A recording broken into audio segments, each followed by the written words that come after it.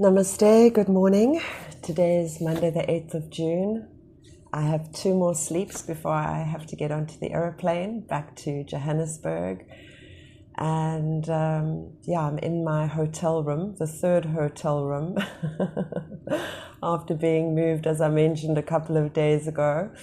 It's been a bit of a wild ride here at Haripiorko Hotel in Paharganj, New Delhi. And I've been thinking a lot about my own afflictions and restrictions and how discerning I've had to be about what is mine and what is projections, what belongs to my environment, and the circumstances around me, which haven't always been easy. I personally have had experiences from childhood where I know that I have been under attack, that there have been demonic influences, and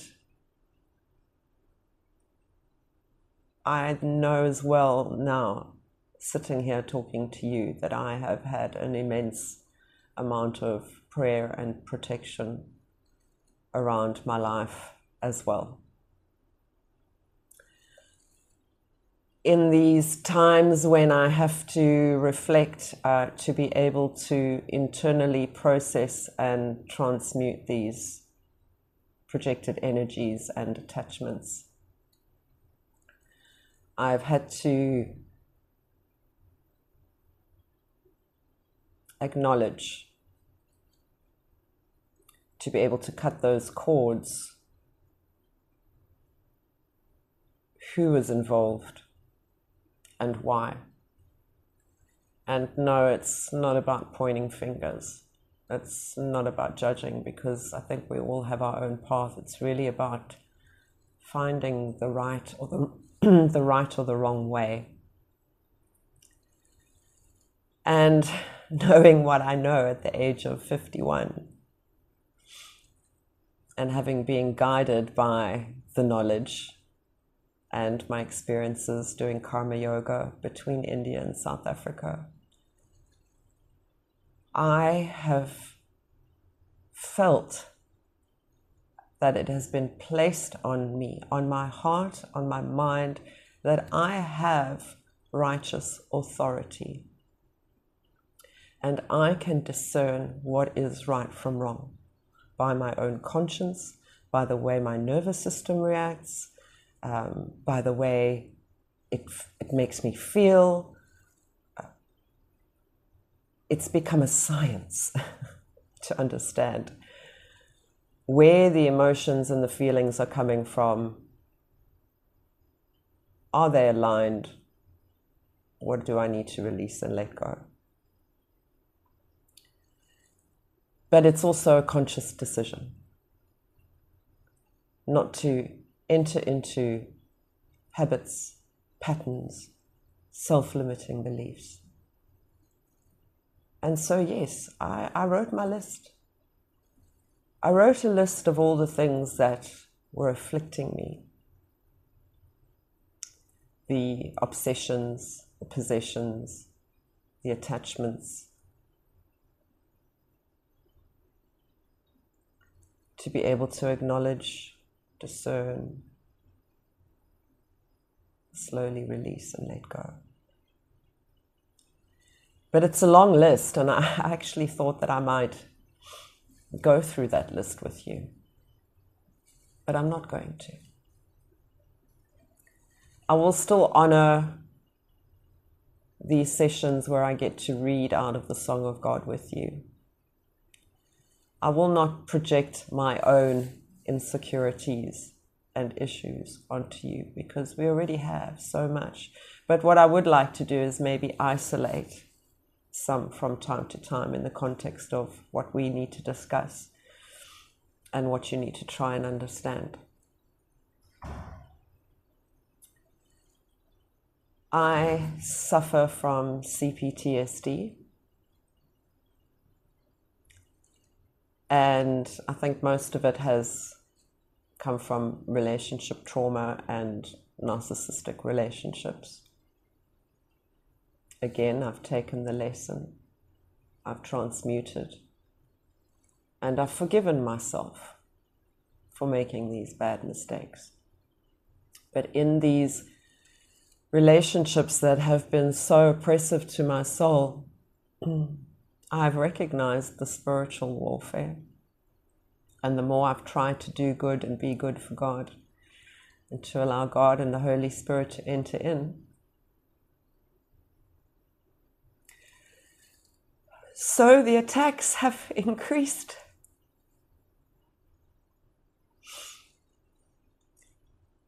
And I know that you feel this same way, whoever it is that's watching me, because I thank you so much for all the men and the women that have reached out to me that identify with a lot of what I've been saying. There is something called destiny swapping. There is gang stalking, and a whole host of other relationship contexts that we are starting to hear about now. And I don't like to use that word narcissist because the broader spectrum of disorders now is just, it's too much to cope with. And it just feels like we're giving names and excuses to everything that is wrong.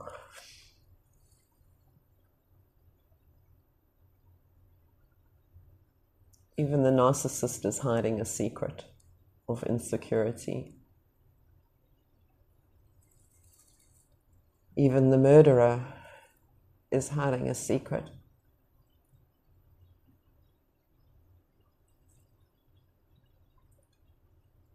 We are tormented souls. And there is enough torment to go around. We don't need to do it to each other.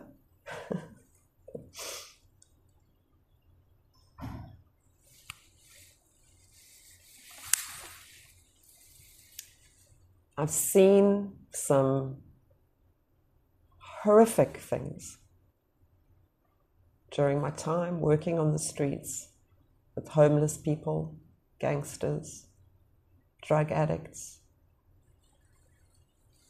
alcoholics, abusers, criminals.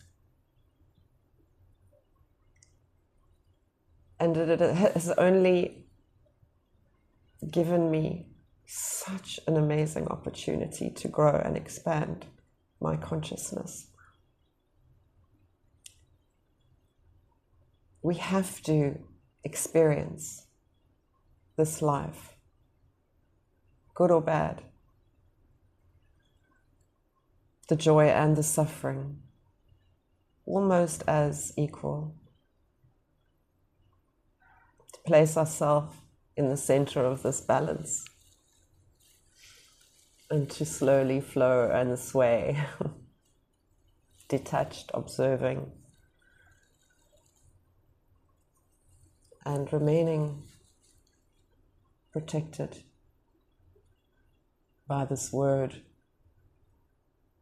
And what you know in your heart and your mind, you can speak out. You can rebuke. You can send any spells and curses back to where they came from. And anything that does not belong to you, anything that doesn't serve you, you can release. We have an amazing sense about us, a massive inner universe. It doesn't require much effort to sit still and close your eyes and start digging deeper for the answers that you need to transform into the superhuman that I know we all are. Okay, let me start today's reading. The unintelligent think of me, the unmanifest, as having manifestation, knowing not my higher, immutable, and most excellent nature. I am not manifest to all, as I am, veiled by the yoga maya. This deluded world does not know me, the unborn and the imperishable.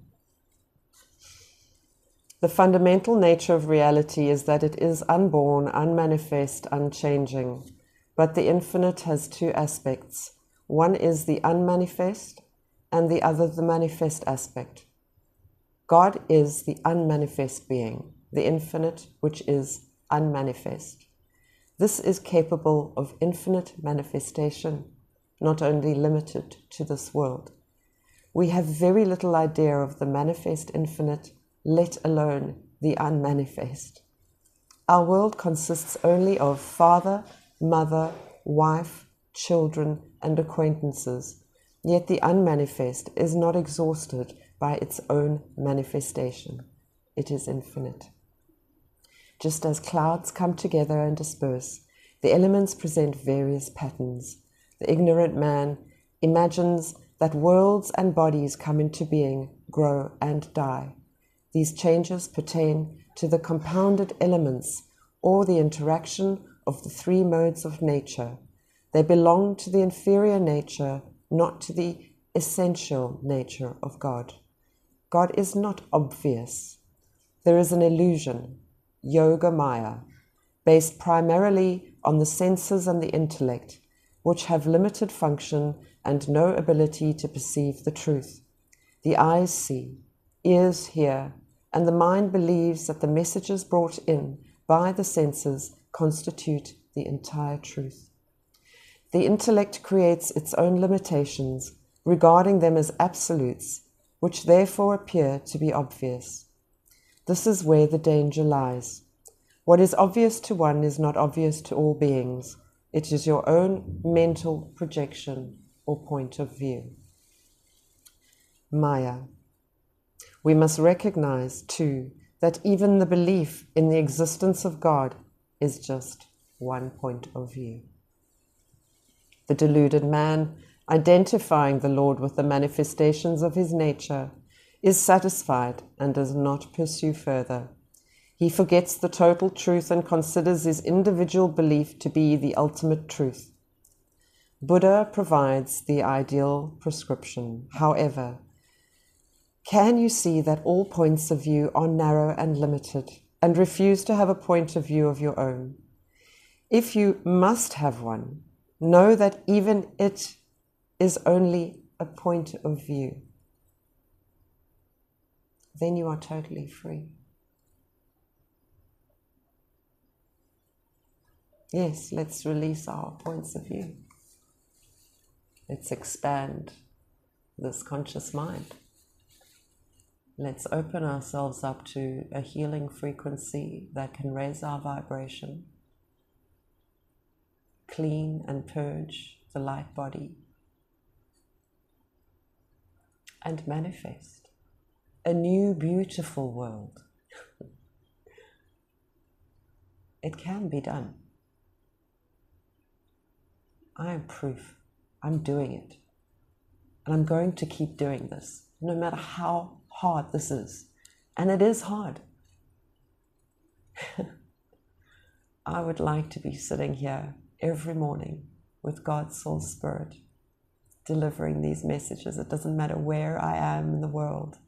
To be able to connect with you is very important for me. And as the days and the weeks go, I'm hoping that all of these messages are going to create a beautiful flow, a rippling effect, a river of knowledge, a safe space. So Delhi is a madhouse. I went out last night because the days are so hot, and I was just walking past a bindi shop, and you know, bindis are those things that the ladies wear on their foreheads, on their third eye. And I just started speaking to some shop owners, and then a gentleman came along a Rajasthani man, and you can tell the Rajasthanis with their beautiful big moustaches. Lovely smile, but very distressed. Holding 2 items, and one of them was a puppet. And I got to learn that this man was a very famous puppeteer. But unfortunately, he can't find work in this profession anymore. And his craft is just not being recognized for the beautiful gift that it is. And he asked me if I would support him. And so I bought this beautiful horse.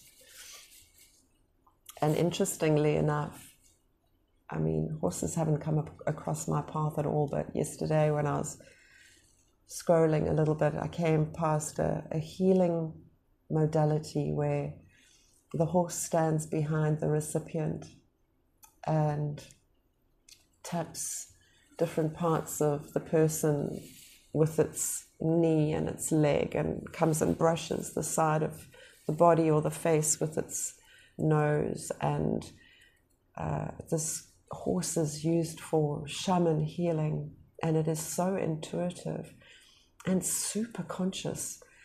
And then this came into my experience, and I was like, wow, what is it about horses? But what is it really about any animals? Spirit guides, whales. There's so much more new scientific research about the language of whales and their frequency. The big 5, even cats and dogs. I believe that we are supposed to be learning more from the animals around us and in our environment. And that is where we will find light and consciousness and room to grow and expand, room to manifest through these super conscious frequencies. So, touch your heart. We are incredible beings. We do not recognize our own divine nature. It's been conditioned out of us. And I'm really hoping and praying that by the light of this knowledge, you will be attuned to the truth. Know what is right and wrong for you. You can set those boundaries. You can say no, but there's no need to be aloof. There's no need to spin circles around yourself and start throwing things away and getting fanatical about this journey. No, there's no outcome. Remain in harmony. Find a rhythm, a natural rhythm that's right for you. And please come and find me again. Spend this time with me. 15, 20 minutes a day. Sit on the floor, sit on your bed, sit on a yoga mat. But try and get close to the ground with your legs crossed. And shake off everything that doesn't serve you.